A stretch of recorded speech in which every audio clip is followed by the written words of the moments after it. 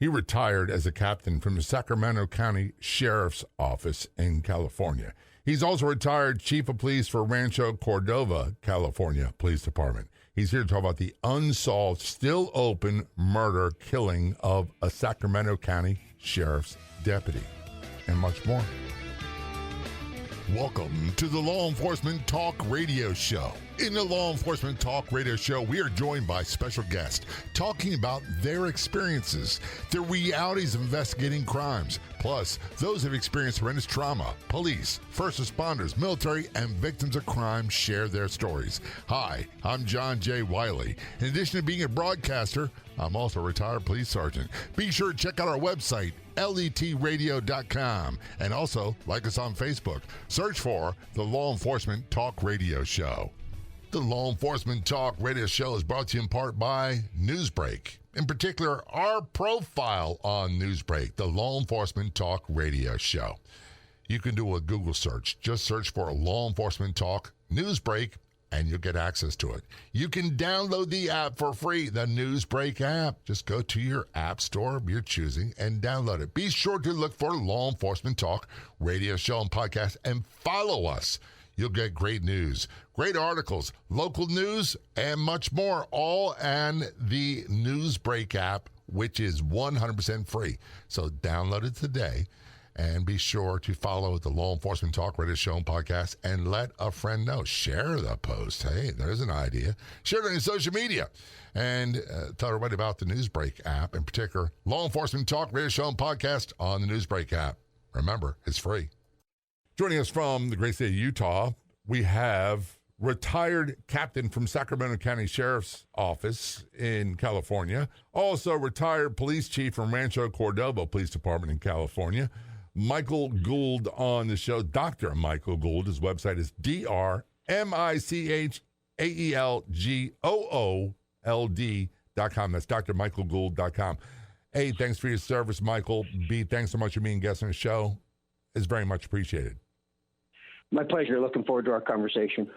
Before we get into details, I hate to say this, being retired police, whenever I hear about officers being severely injured or killed, my heart goes, and it brings up so many memories, so many bad memories. But before we get into the conversation about the unsolved murder of one of your deputies, which leaves a gaping hole, I'm sure, for you and lots of questions, we got to talk about you, your service.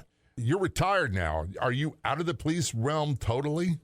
Well, mostly. I mean, I retired Christmas Eve of 2016 and then moved a few months later out of California. I still teach emotional intelligence. That's my primary job that I do. Good luck with that. You teach emotional intelligence to police? Well, once I'm able to translate, it's actually been pretty cool. The same reaction I had when I had someone say, hey, we're going to teach emotional intelligence to your officers. And I'm like, yeah, you're full of That reminds me of in-service training, and we get all these things every year. You had to go. And you do a week, and you'd be like, oh, today's class is on emotionally disturbed people and how to be empathetic. Oh. I'm not saying that's never happened, but once I'm able to translate what EQ really is and how it helps us in our job, man, it just, you see light bulbs go off, literally. And I've had people say, dude, if I'd have had this in the academy, I wouldn't be divorced. Well, let's talk about the academy. When did you go through the academy? How long ago was that? Oh, my gosh. 93? Yeah. I hate to break it to you. I hate to break it to you. I started in 1980, so you're a rookie. Oh, I was in junior high. I know. It's crazy. But some of the things that we were taught still resonate with me. And one of the things and this will go in your conversation, what you do now is that the average, and I remember a major at the time coming in, talking to us. We were relatively new to the academy. He said at that time, the average life expectancy for an American male was about 68. And the average life expectancy for a Baltimore police was 52. And they usually died 2 years after retiring. And I was thinking, why? And it's because, A, they lived very stressful lives. They had shift work. They ate horrible food. They drank too much. They isolated. And then what we now call PTSD played a big role in a lot of deaths, premature deaths. And I was like, I don't want to be that guy. And I was almost that guy. Wow. There's a lot of us like that, right? There's and there still are. And by the way, may he rest in peace, Joseph Wambaugh wrote about this when I was a kid. He talked about the psychological damage and injury from police work in the United States, and he was in L.A., I believe, from Pittsburgh originally. Yep. Yeah. I mean, he even talked about in the onion field killing, right? Look what just the organizational stressors. That's the thing we don't talk about as a profession. You know, employee wellness and everything else externally, but we don't talk about the internal stressors and organizational stressors that causes early demise. And speaking of the onion field, for those who don't know, and it happened quite a while ago, read the book or watch the movie. I believe it's one of the first movies that Ted Danson was in. And one officer was killed and another one survived. And that other one survived was just brutalized by his own agency. The only way I can, and I don't want to say they did it on purpose or with malice. They just didn't know any better. Yeah. Yeah, they had him attend roll calls and tell all the other officers how he had screwed up. And that's amazing. And you and I can go forever. Look, and I don't hold any animosity to people or police chiefs, although I may sound like it quite often, but I don't. My biggest battles, and I had many on the street, were not with the street and were not with criminals, not with murderers. They were with my own agency and the department and City Hall. They're the ones that made life really unmanageable. And I think as an industry, we've gotten better at dealing with the really big things, Michael, but the daily grind, not so much. Yeah, we got a long way to go towards organizational. I mean, that's one of the things I do in my practice is help agencies work on agency emotional intelligence, which sounds totally touchy-feely, but the same thing we want to have in ourselves, we need to have in our agencies. We can, we need to be able to trust our agency and the leadership, but often that isn't the case. Procedural justice starts in-house. Yeah, it does. And there's a huge gap. We could talk about that all day long. And here's the thing, the emotional intelligence part, and by the way, I don't want anyone to get the wrong idea that we say I was a cop's cop. We demanded the best from everybody, and we didn't turn the other way. We didn't. And by the way, when it comes to corruption, no one stood for that. When it came to police brutality, no one stood for that. However, we expected the most from our people. We expect the best from our people, but we've got to be there for them when they need our help, and quite often we're not. Correct. Like you said, we're getting better, but it's still, I don't know, we just don't talk about it. There's been studies done and things like that, but there isn't, nothing at the FBI Academy, IACP, National Sheriffs to go, hey, your agency, you, the sheriff, you, the chief of police, you cause more stress to your officers than the streets do. Let's help you, right? But we just don't even have that conversation.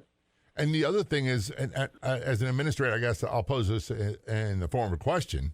When I retired the rank of sergeant. I had ultimate responsibility for these men and women, for their welfare and the way they did their job. And I acted as a buffer between the lieutenant and the higher ups. But we demanded it a lot.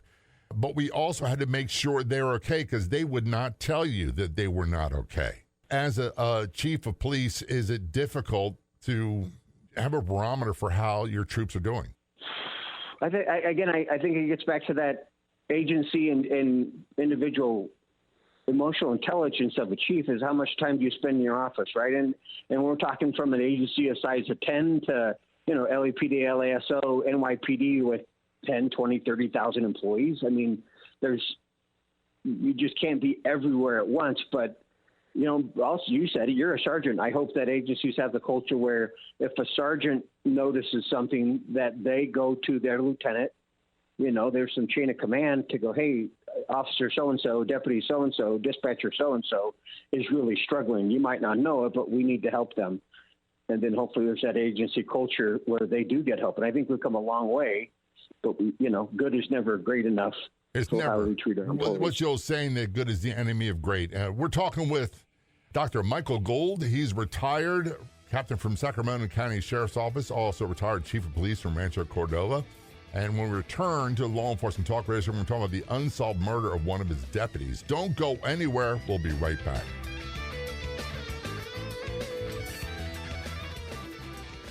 Do you want to be a guest on Law Enforcement Talk Radio show and podcast? It's really quite simple. And before you get into this notion that I'm not a cop, I wasn't a cop, I don't have something to contribute.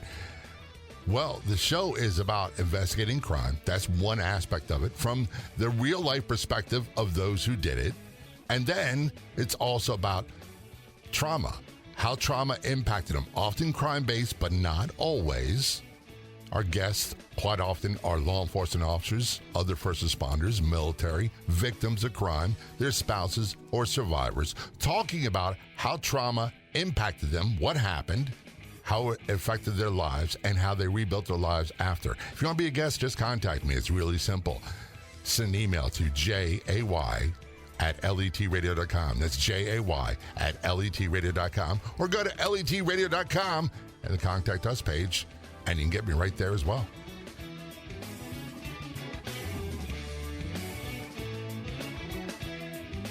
Return our conversation with retired captain from Sacramento County Sheriff's Office in California, also retired chief of police from Rancho Cordova, California, Dr. Michael Goold. His website is drmichaelgoold.com. That's spelled GOOLD.com. First of all, again, thank you for your service and thanks for being a guest on the show, because we're going to talk about something that's really difficult to talk about. We alluded to it earlier. Back in October of 2006, one of your deputies, Jeffrey Vaughn Mitchell, was shot and killed. And as of today, last time I checked with ODMP, it's still open. It's still unsolved. Is that correct? Yeah, unfortunately.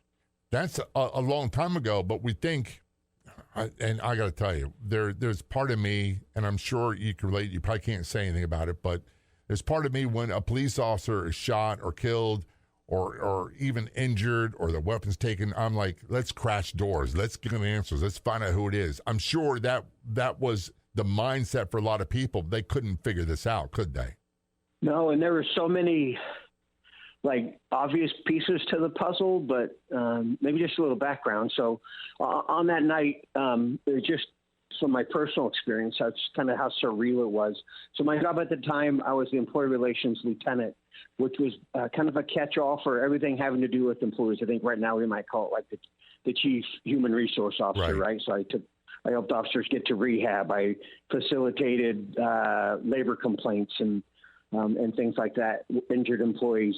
And unfortunately, a catch-all for the officer who did funerals too. And so on that night, I still remember, it's crystal clear, it was a nice night, October 27th in Northern California. It was my windows were open in our house. Deputy Mitchell was assigned out kind of like our country beat. I know you're in Baltimore, which isn't too country, but, no. I've ridden through parts of Maryland that are out in the, cornfields and things like that. And that's kind of was his beat. He put in his computer that he was going to be out with a suspicious white van. And then moments later, his microphone clicked a couple times. And at that time, and still now, we were able to trace that transmission back to his assigned radio. So he didn't respond to dispatch. And long story short, responding officers found him on the ground with a gunshot wound to his head and no white van. And then, as you can imagine, the pagers are not pagers. We all start getting notified for our respective positions. I wake up to my phone and I can hear the sirens going because I kind of lived out in a little bit of the country too, just sirens from everywhere. I quickly get dressed. It's about 10 miles from my house, the shooting scene. So I started getting there, driving there, and as I'm getting there, I'm notified that he had been life-flighted downtown Sacramento to UC Davis Med Center, so I quickly turned around, drove like a bat out of downtown. UC Davis is a really big learning hospital, and so I park. I start to walk in to the ER. I pass his patrol lieutenant and captain, and they're pretty somber, and I hadn't quite clued in yet, didn't know the extent of his injuries, and I get into the ER bay and walk into the trauma room, and it just as a bad movie would go, just as the attending physician calls time of death. I mean, literally like that. And all of the personnel stopped working on Jeff, and I see that his gunshot wound on the side of the head, and then that just kind of started one of the worst days of my life. And just lots of different emotions, just about what had happened, like you said, kicking the doors and everything like that. My job was to take care of his family. It was ironically in one of my previous assignments as a patrol sergeant, Jeff was the locker behind mine. He worked in a different area, so we didn't talk a whole bunch, and we wouldn't see each other a bunch, but, I had kind of known him. Right. But an hour later, 2 hours later, his patrol sergeant had gone up to where he lived and got his wife and his mother and brought them down to UC Davis so they could see him, which was just another emotional laden event that I'll never forget. I mean, so and preface all this with, before this happened, I had attended some training put on by LAPD. And God bless them for putting on the training, was how to conduct an officer's funeral, and everything that goes along with that type of event. They're a big deal. They're very, even if you don't know the person, they're very traumatic. They're very dramatic too. It's impossible to walk away without some sort of emotion. Yeah, 100%. And I mean, that's just the organizational side, right? But one of the things I took away from that training was how the department treats the surviving spouse, the widow, has huge implications on their recovery and, the healing of the agency. And so the whole time, just my mindset was, how would I want my wife to be treated if it was me who had died? Right. And honestly, so there were so we did that. The funeral, it was just a very personally, it was conflicting time in that, I wasn't home. My wife and I we have 4 children. We're still married. My wife and I, thankfully. I was in a doctoral program. I was supposed to have class that whole weekend, and that might sound trivial, but I was just super stressed, probably working on a doctorate. And then I wasn't really home for 18 days straight. I came home to sleep for a couple hours and then go back and be doing something, picking up family from the airport, flags, and, making sure the debrief went well and taking care of Jeff's wife and, the funeral. Jeff and his wife, Crystal, have a son, Jake, and he was the same age as my daughter, one of my daughters. And just the feelings of, Jake is going through what my daughter could go through. And you're the first person, absent the therapist, that I've kind of shared this with, is, there were so many similarities, a lot with Jeff's family and my family, that it was just pretty impactful. So, and that's tough. Look, I got to ask you this. So what you said earlier about how the department treats the survivors and keep beneficial or harmful. I have a good friend. Her name is Kim. Her husband he worked for me, and I transferred to another district. And about 2 months later, he was shot and killed as a police officer, Officer Billy Martin. And I told Kim, I said, my problem is I didn't never know what to say to you afterwards. I'd be like, I'd rather crawl through a wall than talk to you. And she's like, talk to me. Just talk to me. If I don't want to talk about this, I'll let you know. The worst has already happened. You can't make it worse. And that resonated with me. That's great insight, right? And there's just so many different dynamics that will go on with a shooting, frayed family relationships with that officer that you don't know about, right? Different situations going on, and just this one compounded by the fact that two things, and I don't mean to bring discredit to Jeff, but unfortunately, a couple weeks earlier, Jeff had been arrested by a neighboring agency for shoplifting. Yeah. And I got to we got to break. I got to say that is not as uncommon as people would think, and we'll talk about some of the reasons why. This is Law Enforcement Talk Radio Show. Return our conversation with Dr. Michael Goold, retired captain from Sacramento County Sheriff's Office and retired chief policeman from Rancho Cordova. We're talking about the unsolved murder of Jeffrey Vaughn Mitchell, deputy for Sacramento County Sheriff's Office. Don't go anywhere. We'll be right back.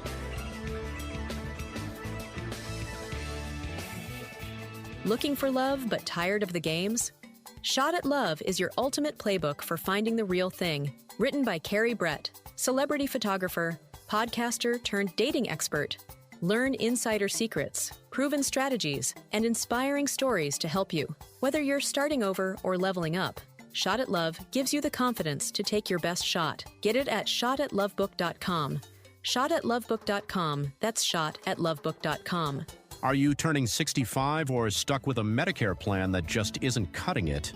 We make Medicare decisions and maximum coverage simple. Whether you're enrolling for the first time or looking for a better plan, our experts will help. Call 866-427-1225, 866-427-1225, 866-427-1225, or visit lethealthy.com, lethealthy.com to learn more.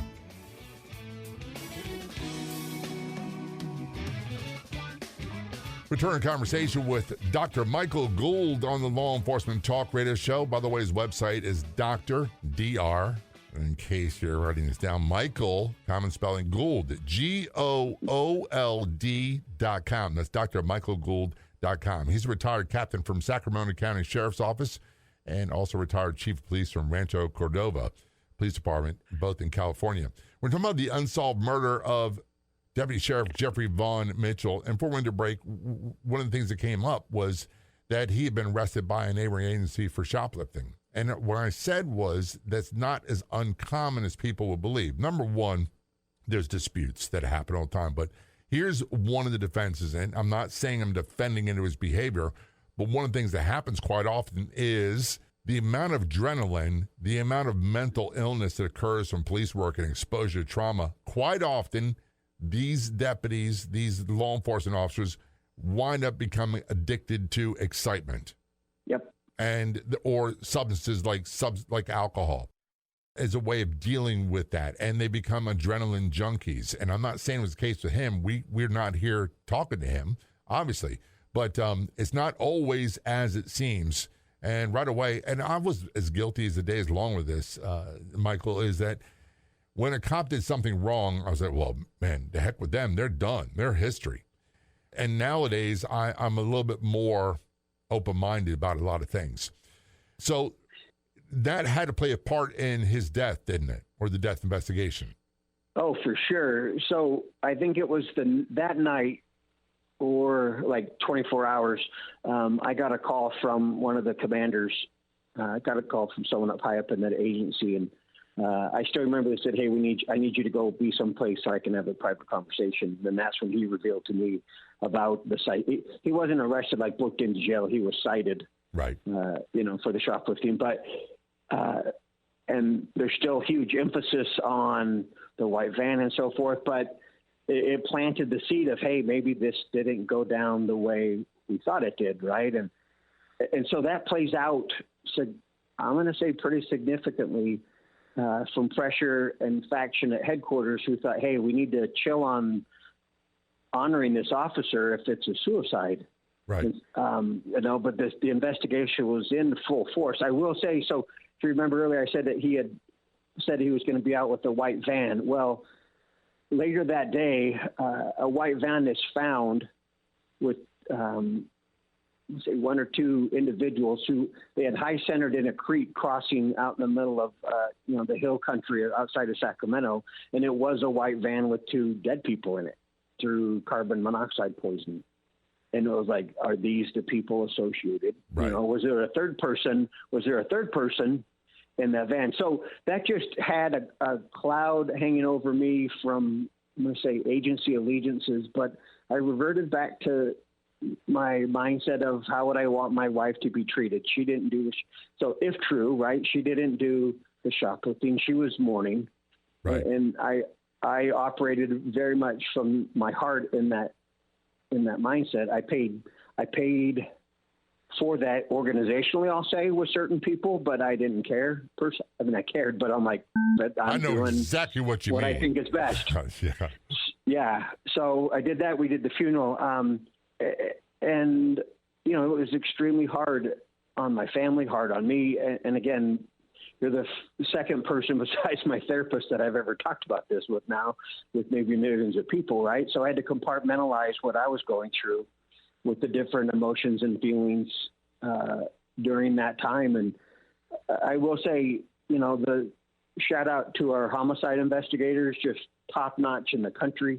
They kept an open mind, but in talking to them later, they were, and they still are, convinced that it was a homicide. And there's evidence to prove that. Right. You brought the key word, evidence. So, and this happened long after I retired, but a Baltimore police detective is suspected of dying by suicide on a job and trying to cover it as an assault, a fight for the weapon. And what they look for, what all trained, and this is something not just me, not just Michael, what we're trained to look for is this thing called physical evidence, the crime scene. And one of the things they look at is the gunshot residue. Is there gunshot residue on the victim's hand? Is there gunshot residue if they're wearing a long sleeve shirt and their long sleeve? That's some of the things they look at to determine whether or not it's self-inflicted or inflicted by another person. So I'm sure they have something to go on. It's not just mere speculation, because homicide detectives don't work like that.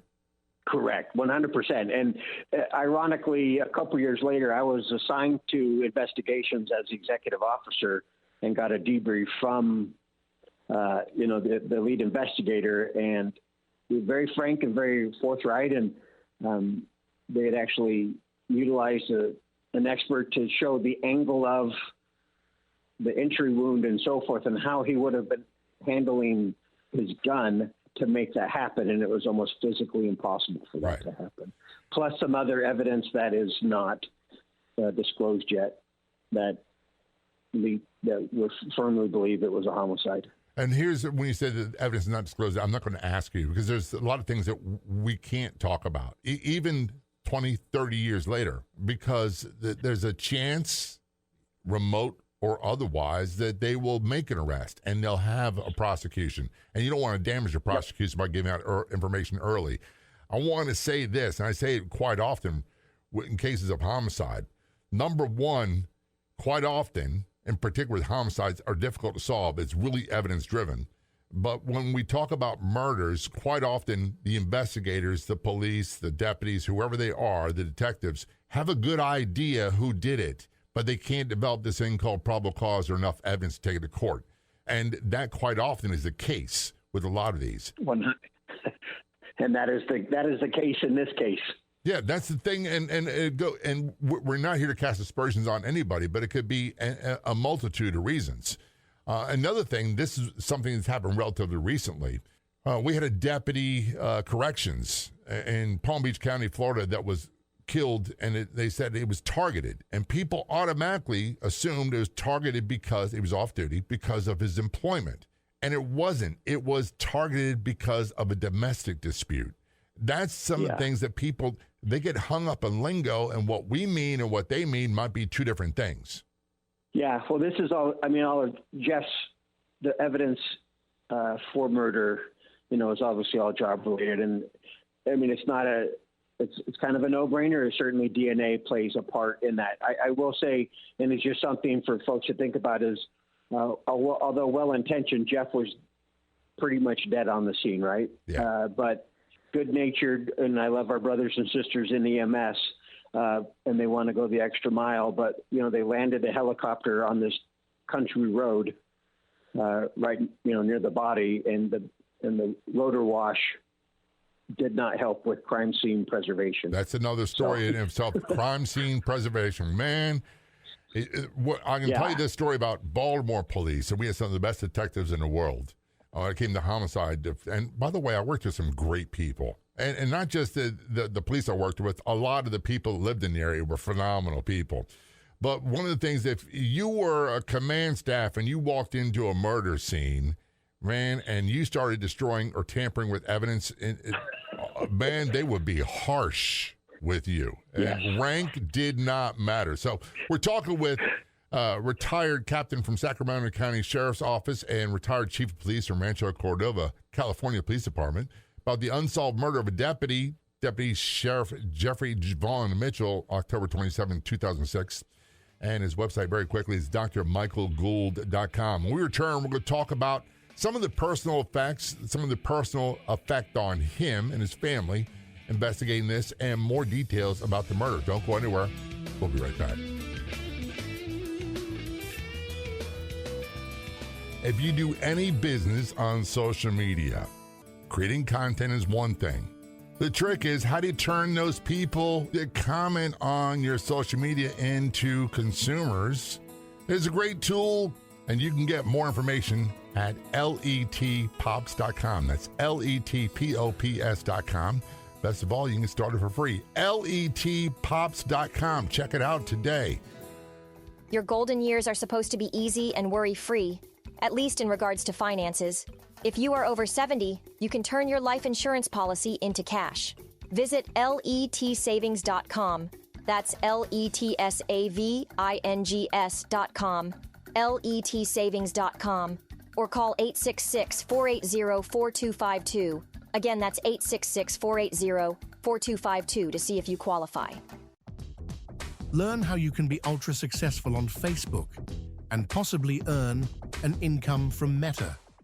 Learn how to work smarter and not harder on Facebook. Get step-by-step instructions on what to do and what not to do. Start with a free membership. Get details at letbreak.com. letbreak.com. That's letbreak.com.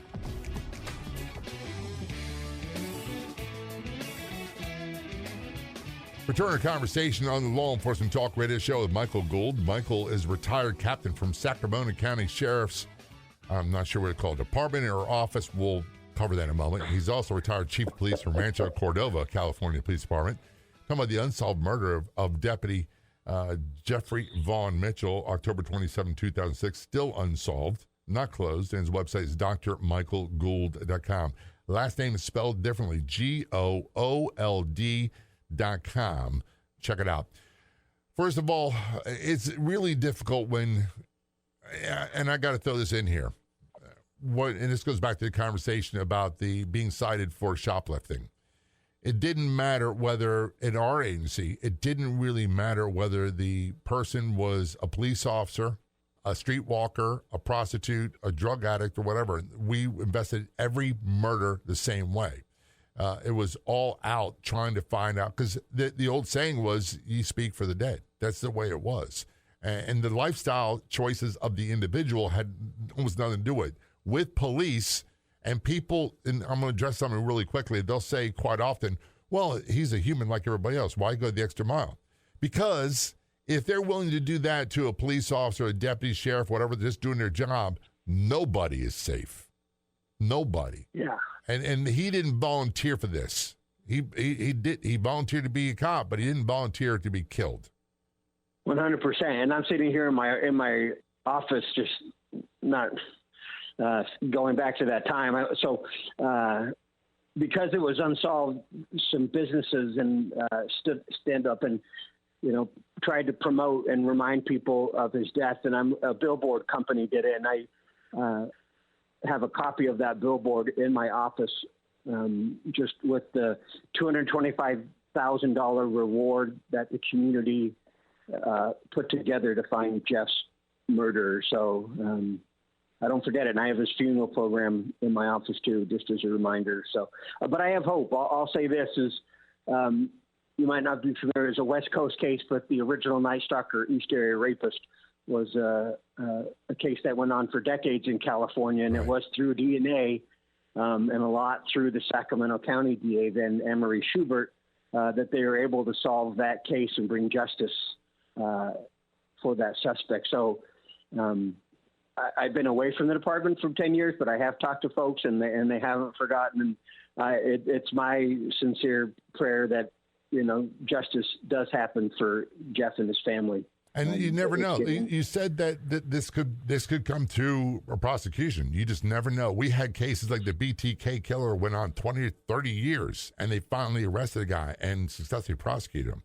Other ones, and a lot of them in California. I don't know why California has so many, but California, Florida, and Alaska seem to get more than their fair share of killers. Well, I was going to say it's the weather, but maybe it's just not the sunny weather because what happens in Alaska. And by the way, it's a beautiful state. I want to go visit. So here's the question, $1 million question. Having a successful prosecution, we all want that. I don't think it's going to change the situation for his survivors. I know it won't. And it probably won't change the situation for you and other people that worked with them. How do you go about afterwards saying, okay, I got a job to do, and I didn't think anything bad would happen to me. It did, but I survived. And I to this day, I don't know why. But there is a void when I think about it. How do you go about conducting yourself as a police officer afterwards? Yeah, well, I think for me, I mean, I was management when Jeff was murdered, and so I'm just, I don't want to give the illusion that I was pushing a squad car around answering calls for service. But you did that before. You didn't come out of the academy and start as an admin guy. Yeah, right. But I think what it did impact me is how we treat our people internally, right? And there, not a direct correlation, but how we treat employees as managers is how potentially they can treat citizens, right? And that's right.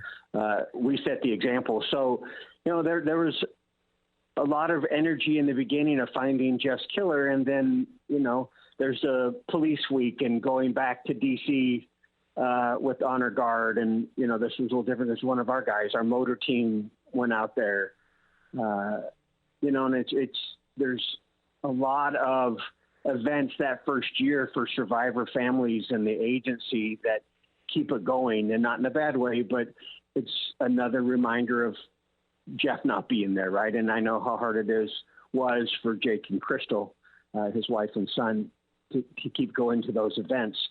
At a certain point, and it's different for different people, they've got to get on with their life, right? Right. Jeff's widow needed to be a mom, and that didn't stop, and she had a life. And, I 100% know that Jeff would want her to be happy, because that's the type of guy he was. And, that means her getting on with her life while still honoring what they had. And that's a process. And same for me, right? I transitioned out of that position a year later and, went on with my career and still would see Crystal at events and still kept in contact, but as time fades, you never forget, right? And it's imprinted in my brain of what happened, but I needed to move on for the sake of my family. I finished a doctorate and, my study with 911 folks, and being a dad and being a husband and working through that so my family wasn't negatively affected. I will say it did take about another 8 years before I finally got help, not just from Jeff's situation. I think that was probably the triggering event, but, just a cumulative trauma of the career that builds up until, thankfully, and to talk about emotional intelligence, I'm like, I can't keep going on like this. My brain was mush.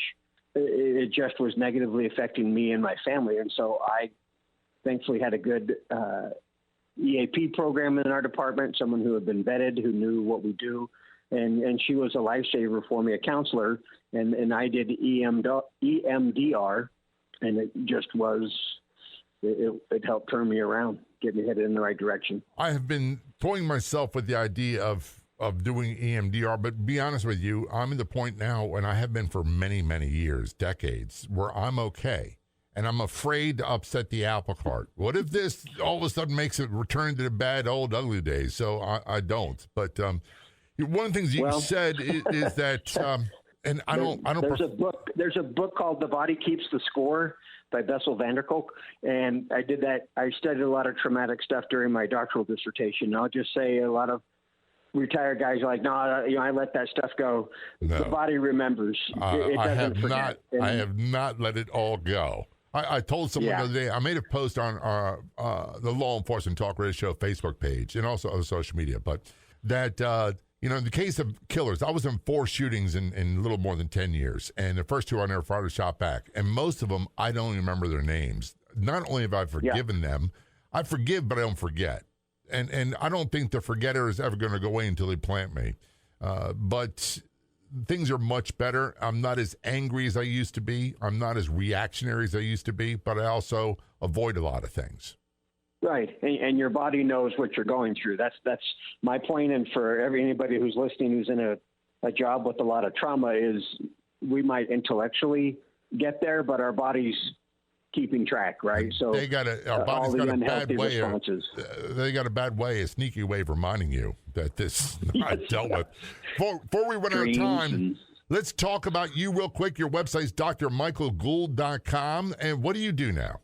Yeah, so since retiring, I primarily teach emotional intelligence to public safety folks, so dispatchers and street cops. I try to remember I was teaching in California last week. I had parking enforcement folks there, so corrections, detectives. And emotional intelligence is basically understanding and controlling our emotions and recognizing and influencing the emotions of others. Public safety is the police. Public safety is the people business, and EQ is the people skill. The better we know and understand ourselves, the better we can get to this job of surviving it, but also thriving, of being the best cop we can be, dispatcher, detective, right, correctional officer.